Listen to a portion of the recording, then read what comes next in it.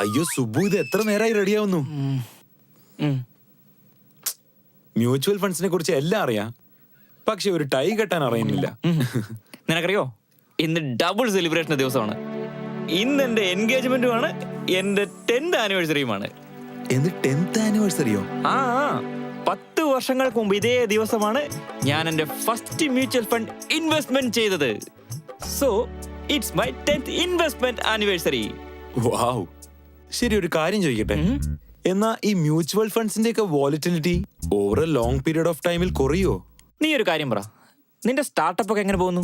അതൊക്കെ അടിപൊളിയായിട്ട് പോകുന്നു. തുടക്കത്തിൽ കുറച്ച് മേലോട്ടും താഴോട്ടൊക്കെ പോയി, പക്ഷെ പയ്യെ പയ്യെ എല്ലാം സ്റ്റെബിലൈസ് ആയി. പിന്നെ ഇപ്പോ ടച്ച് വുഡ് ഗ്രോത്ത് നന്നായിട്ടുണ്ട്. ശരി, മേൽപോട്ടും താഴോട്ടും പോയിക്കൊണ്ടിരുന്ന സമയത്ത് നീ എന്തുണ്ട് ഗിവ് അപ്പ് ചെയ്തില്ല? അങ്ങനെ എങ്ങനെ ഗിവ് അപ്പ് ചെയ്യാൻ പറ്റും?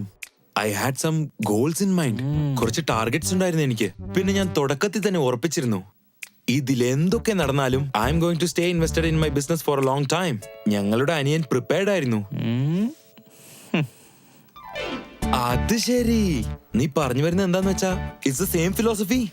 Absolutely right. മ്യൂച്വൽ ഫണ്ട് ഇൻവെസ്റ്റ്മെന്റ്സും കുറച്ചൊക്കെ മേൽപോട്ടും താഴോട്ടും പോകും. അത് മാത്രമല്ല, over a period of time ഗ്രോത്തിന്റെ ചാൻസസും അധികമാകും. ഞാൻ പറഞ്ഞില്ലേ, എന്നെ പോലെയോ ഇല്ല നിന്റെ സ്റ്റാർട്ടപ്പിനെ പോലെയോ നീയും മ്യൂച്വൽ ഫണ്ട്സിൽ ഇൻവെസ്റ്റ്മെന്റ് ചെയ്യാൻ തുടങ്ങണം. പിന്നെ ടച്ച് വുഡ് ഗ്രോത്ത് ഉണ്ടാവും. ഇത് ശരിയാണ്. മ്യൂച്വൽ ഫണ്ട് ശരിയാണ്. മ്യൂച്വൽ ഫണ്ട് നിക്ഷേപങ്ങൾ വിപണിയിലെ ലാഭനഷ്ട സാധ്യതകൾക്ക് വിധേയമാണ്. നിക്ഷേപിക്കുന്നതിന് മുമ്പ് സ്കീമുമായി ബന്ധപ്പെട്ട രേഖകൾ ശ്രദ്ധാപൂർവ്വം വായിക്കുക.